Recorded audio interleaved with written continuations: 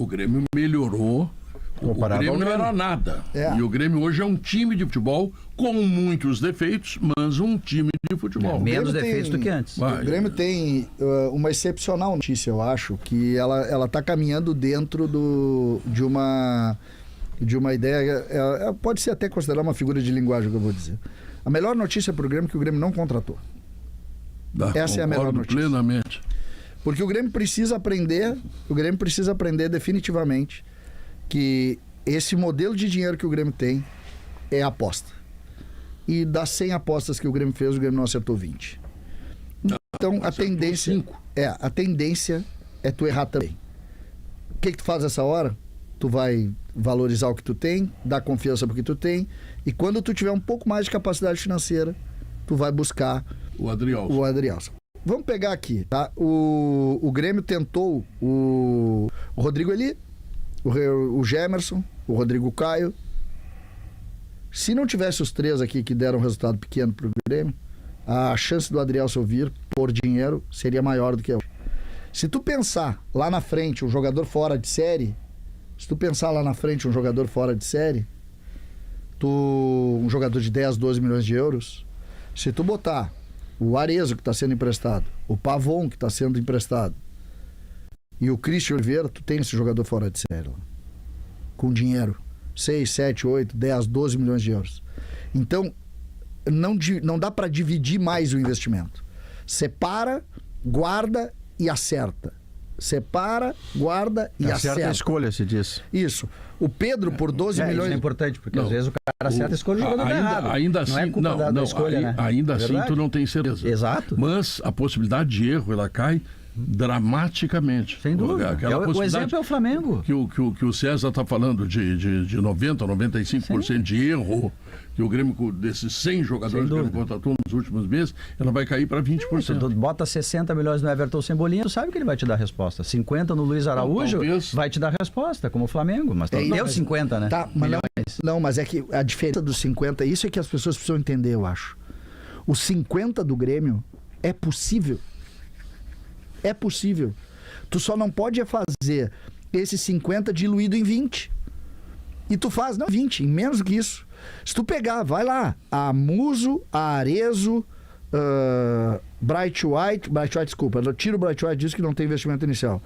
A Arezzo, o Pavon e o Christian Oliveira. Tu contrata qualquer jogador do futebol brasileiro com dinheiro aqui.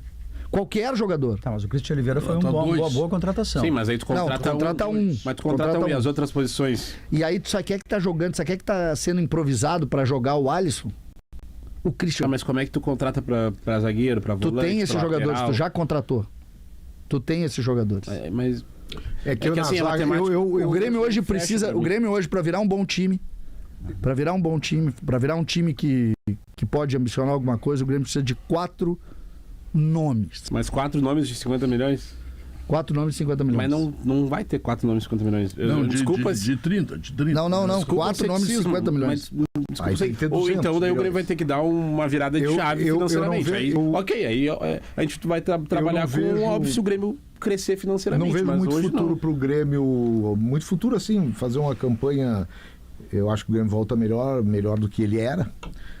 Mas enquanto não contratar um zagueiro. O zagueiro pela pé direito. Não tem uma expectativa, porque o Grêmio não vai fazer a fixação, por exemplo, do Gustavo Martins ali para ser esse zagueiro. Mas o Mano tem dado indícios de que vai tentar. Gostou do movimento Wagner, Leonardo e Kahneman, ou seja, ele tem uma improvisação ali.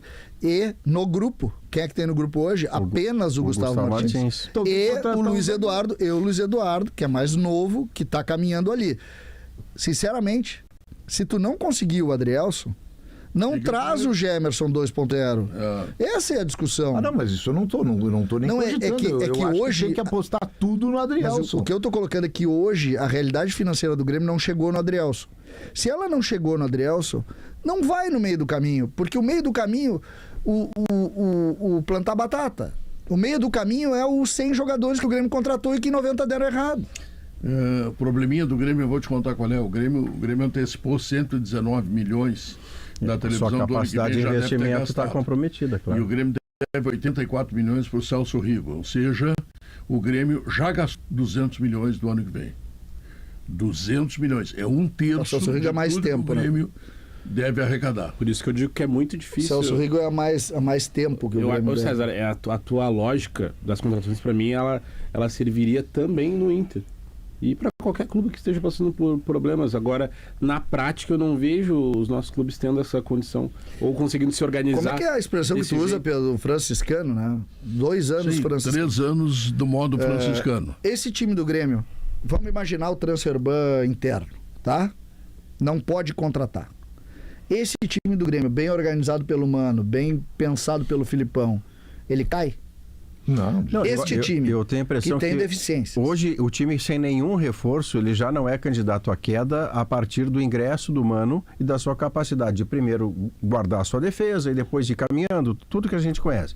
Mas se o objetivo for medianamente mais nobre, antes do tal transferban que você diz, era legal pegar o tal do zagueiro bom da perna direita trazer. Se não der, fica com o Gustavo Martins, porque o Botafogo queria, não é porque ele tem olho verde, é porque ele tem potencial. Esse projeto podia ser batizado em inglês como Sul-Americana Again, que é Sul-Americana de novo. Esse projeto aí, ele tem que ter a consciência de que no Campeonato Brasileiro ele vai chegar perto de uma zona de Sul-Americana, é ali que vai ficar.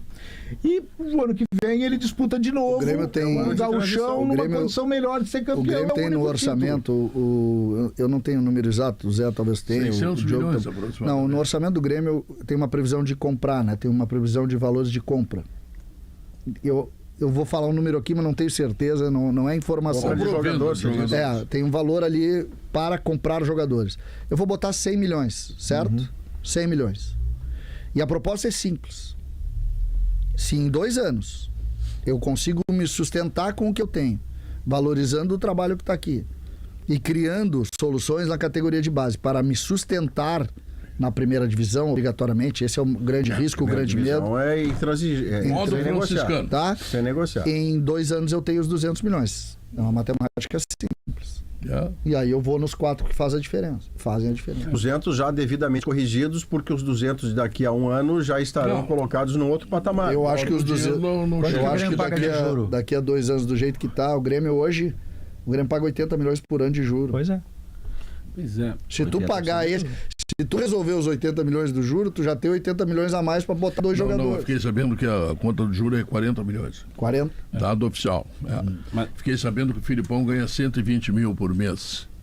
O que é um salário bem razoável. Pro tamanho dele, franciscano. Entenda quem nos ouve e não ganha nem parecido. Pro tamanho dele, pro mundo do futebol de alto rendimento, esse é um salário simbólico. Tá falando de campeão do mundo. Porque os caras do tamanho do Luiz Felipe abrem de 700, de 800. Senão o cara vai nos ouvir dizendo, como o simbólico enlouqueceu? Não, coloque no contexto. O Filipão, eu não sabia dessa informação, legal essa informação, porque pra gente entender, o torcedor do Grêmio entender quem é o Luiz Felipe Scolari e a relação que ele tem com esse clube, né? A relação do Filipão com o Grêmio é realmente uma relação totalmente diferente. Nenhum profissional viria com toda a força dele, Pedro. Nenhum profissional viria por 120 mil. A gente sabe os valores do futebol. Mas eu consigo entender o Filipão pelo que eu conheço dele e pelo que ele não gosta de mim. Eu tive dificuldades muitas vezes com ele, porque eu não concordava com o tratamento que ele dava para a imprensa, mas enfim, eu reconheço as suas qualidades. O Filipão, primeiro, é dono de metade de Canoas, né? Tá, e ele gosta de morar em Canoas. Não, tá? Metade de Canoas ele era um tempo atrás. Agora eu acho que está quase 70%. Ele Caxias também tem uns terrenos lá. O Filipão não consegue não fazer coisas. Ele não consegue parar. O Filipão, pelo que eu soube, ele está proibido pela mulher e pelos filhos de arrumar time no exterior, não sei o que mais. Então ele arrumou um emprego que satisfaz a ele e ao Grêmio. E aí ele fez um salário que é pro tamanho dele, tá? Eu não estou dizendo que é um salário baixo, não, mas o tamanho dele é quase simbólico. Para entenderem, no mundo do futebol, o salário do Filipão, que tu informaste, Pedro, o salário dele representa mais ou menos um jogador que se destaca nas categorias de base. E ele chega no profissional com isso aí, eu acho que é por aí, né? Ele está, digamos assim, feliz. Está feliz, está dentro de uma necessidade que ele tinha de ficar perto de Porto Alegre. E a coisa que mais preocupa o Luiz Felipe no momento, com quem fala com ele ou com as entrevistas, é ele salientar que a área de trabalho dele não conflita com o trabalho do Mano Menezes, que ele não tem nada a ver com o trabalho do Mano Menezes. Está respeitando ele do tamanho do Filipão. Tá muito bom. Eu tinha um medo bárbaro. Tu tinha, né? Claro, o Mano tá no vestiário, daqui a pouco vem o Filipão. Pô, mas essa escalação aí, aquela corneta, não. Não, eles estão se respeitando assim de uma forma absolutamente adulta e profissional. Que legal, Pedro. Notícia boa do Grêmio, Pedro. Vamos falar para os repórteres repetirem depois, quando eles vêm. Eles vêm com a notícia que o cara torceu o pé, essas coisas, tudo. Porque o Grêmio, o departamento médico... Você tem uma informação, César, de que o Riquelme começaria a titular hoje o treino com o Aimoré? Não começaria a titular. A informação que eu tenho é que o Riquelme ganhou espaço, está sendo muito, muito valorizado. E aí a gente pode até fazer a brincadeira. Primeiro reforço do Filipão, né?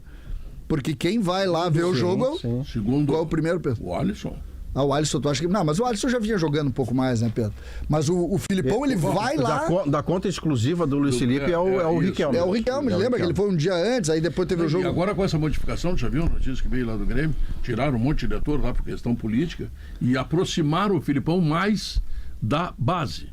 E isto pode ser a redenção do Grêmio. A redenção do Grêmio. A redenção está aí. A redenção está aí. Olha, posso tirar férias. G4 agora? Você está preparando o terreno porque vai anunciar férias em alguns dias. Eu senti. Não, em alguns dias não. O quê? Em algumas horas. Hoje parou. Depois dessa informação, vou descansar 15 dias.